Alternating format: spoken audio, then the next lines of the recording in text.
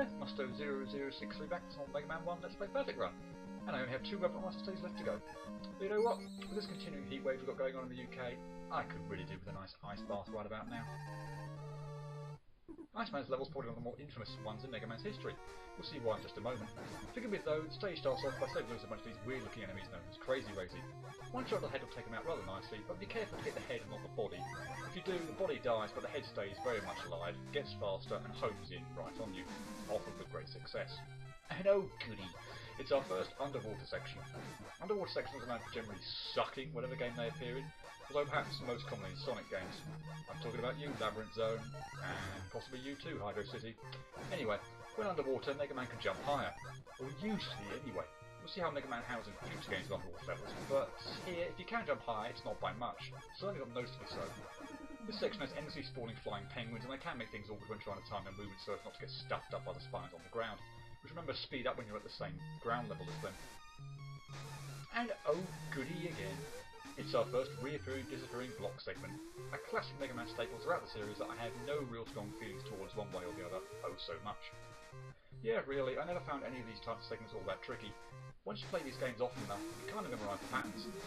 The set of screens is also nice enough, for want of a better phrase, not to put the reappearing disappearing blocks over a pit of spikes, which if you do mess up on, which I just did there, despite saying these sections don't pose too many problems, tend to result in a guaranteed death. So, I guess that's somewhat nice. But that's where the niceties end. Yep, the stage might have been kind before by not putting a platform section over a large pit, but it more than makes up for that here. Welcome to the reason why this stage is so infamous. Infamously annoying, that is. Meet the footholders. They travel from side to side in completely impossible to predict ways. You never know if one of these things is going to move dead horizontally or move up and down. They also shoot one pellet shot in each direction, always horizontally, at set times. If you can learn the timings on this, then that will be a godsend to you. You have to traverse across 2 giant chasms, only these buggers will stop you plummeting to your death. And sometimes they can be really friggin' unfair. Like there. Why did that hit me? Grrr! Now, the eagle-eyed amongst you would have realised that following guessing bomb and fire stages, that's all my lives got. So, I present to you a Mega Man Game Over screen. Take a good look. I hope that you don't ever see it again. Anyway, another Game Over later. Yes, you heard me right. This is a successful go. Again, remember, I'm not playing these stages if I might ordinarily do so with standard Let's Play. These failures are hopefully something supposed to somewhat make up for lack of official outtakes. On a normal playthrough, I'd have probably made good use of a certain utility item. I would of course have to play the stages in different order to do this, as I don't currently have it. And in case anyone is wondering, or if you happen to want a suggestion as to how best to make your way through the game, personally I start with Bomb Man and then go over Robot Master Weakness Order. I won't give away what that is just now, I'll say that when we fight all the bosses, but yeah, Bomb Man, if you want my opinion, is a good place to start.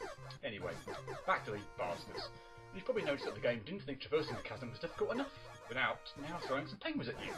Trust me, it was difficult enough already. This just makes things all the more frantic, all the more nerve-wracking, and all the more annoying. I suggest just keep shooting, hopefully you'll take them out quickly. But I finally made it, and god damn is that screen a pain in the half. And oh goody yet again! Speaking of pains, I didn't miss you at all, Big Eye. And now I have to fight you with ice physics. As always, if you choose to do short hops as opposed to high jumps, you'll find that he gets right up in your face really quickly, and you still might have to rely on a 50-50 attempted dodge. A fair number of high jumps this time, so I was able to take him out without too much trouble. And that thankfully brings us to the boss corridor, and the deal with these penguins just keep shooting. You'll take them down before they have any real chance to score onto the screen, much like I was doing there. Now the fight with Iceman always goes the same way. You'll know every time exactly what he's going to do. That doesn't make the fight easy though. He jumps up and shoots 3 ice flashes towards you in a descending pattern. He then shoots 3 ice flashes while jumping so they move towards you in an ascending pattern. All you have to do is time your jumps to fit through the gaps in the ice flashes. I say all. That can be easier said than done. I was doing rather well here until I decided that the fight wasn't quite interesting enough, so I rather stupidly jumped into 2 ice flashes in quick succession, leaving me rather nervous that I was going to piss up the final dodge and actually die. Yes, 3 hits from ice flashes will deplete a full health bar. They're very tightly packed together and timing your jumps is not straightforward. They're easy to avoid at the start of the fight because they move quite slowly, but the more damage Iceman takes, the faster he becomes, and things do get a lot trickier then. Now, that was one painful stage to get through. It was also very painful to perfect run, although thankfully not impossible. Here's hoping that you enjoy this. I know I certainly did.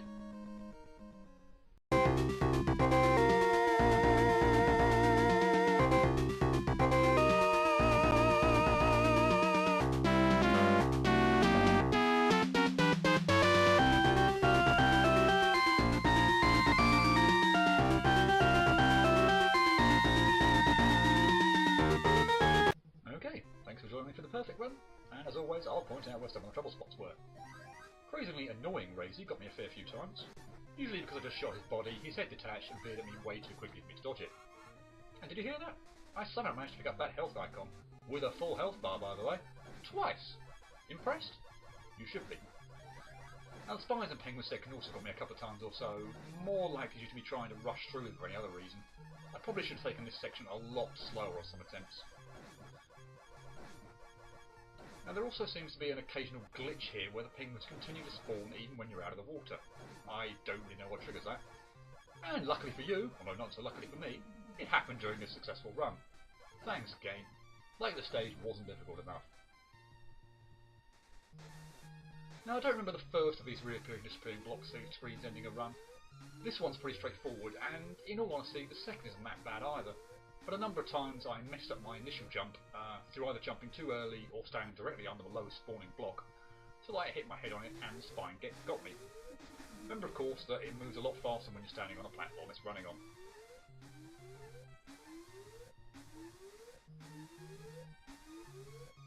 And this segment. Well, what else can I say that I didn't already in the LP part? I hate these footholders, and I hate traversing this chasm without the help of a certain utility item. It wouldn't be so bad if they didn't move seemingly at random, and that occasionally when you have to make a jump for it, they'll either turn round and start moving in the opposite direction, or shoot just as you're landing, which apparently damages the blue bomber. Both of these scenarios inevitably end in death by pit. If these things choose to be uncooperative, you can be stuck here for ages. Much like this. And again, why the need for these penguins? Totally freaking unnecessary. Outtakes were in the double digits, easily. Now here I actually managed to get his extra life on this run. I know it sounds stupid, but it's actually a lot harder than you think it would be to land on this platform. Not an extra life all that useful to me on a perfect run, some might even dare to call it a one-up curse, but since I landed him a jump, I was always going to grab it. And just when you think you passed the worst, up pops Big Eye again. And you'll see here that unlike during the LP part, I didn't actually get enough shots in him to destroy him. That was a recurring theme during the perfect run attempts, and hence I was relying on some good old 50-50 luck as to what height he jumped to. I'd say 2/3 of the time it was low. Cheers. I just got past the footholder segment too. Well, I'm delighted to report no screw-ups in the boss corridor. Iceman though? Wish I could say the same, but alas, no. This was not my first time having reached him. This is just such a nerve-wracking fight. You think there shouldn't be any real problem, but it invariably is. Even when the fight starts and the ice slashers move slowly, they're still really close together, and timing a jump to fit through the empty space is something I never take for granted. More so the second of the two jumps than the first. I say the first is much easier to time, but by now, when they start coming at you with a bit more speed, your jumps have to be dead on. You don't really have the time to make a full height jump through the second wave anymore. You're more than likely to catch yourself on the second ice slash on your way down. You'll see here that my jumps are more like short hops, but of course you need to make sure you jump high enough to actually clear the first lower ice slasher. And also right at the end, like I did there, I recommend not killing Iceman while he's shooting slashers at you. You still have to dodge them even when he dies, and there's a bit of a delay upon Iceman exploding and the ability to move returning to you. This delay can upset your rhythm, and screwing up a jump because of it would at this point be a complete disaster. Phew again. Told you this was getting trickier. This took just that little bit longer than Fireman to clear, but barely so. 1 hour and 15 minutes. And I don't think that's half bad, what with the footholders, Big Eye, and Iceman himself all posing their own difficulties. As for outtakes, again, just that tiny few more than Fireman. 31 in total, and thankfully, although not at the time that I got hit, just the 2 on Iceman. This stage is nasty. Ask Mega Manians what their most hated parts of any of the classic games are, and I bet you that underwater sections, reappearing disappearing block segments, and giant chasms that you have to cross, often with the use of reappearing disappearing blocks, although believe me, the footholds are just as annoying, would feature pretty high up on their lists. This stage throws all 3 of those at you. I'm sure Spike-filled screens would feature pretty high up as well, but thankfully those are nowhere to be seen here. And to top it all off, right before the boss corridor is a Big Eye. Gee, thanks. The boss fight with Iceman is no joke either. Sure, he'll behave the exact same way every time you fight him, but those ice slashes of his are not easy to dodge, and 3 of them will kill you.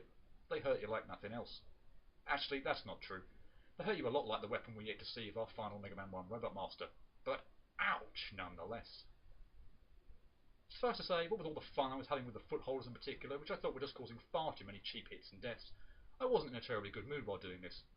Not sure whether to classify this as unhappy or angry, but either's probably apt.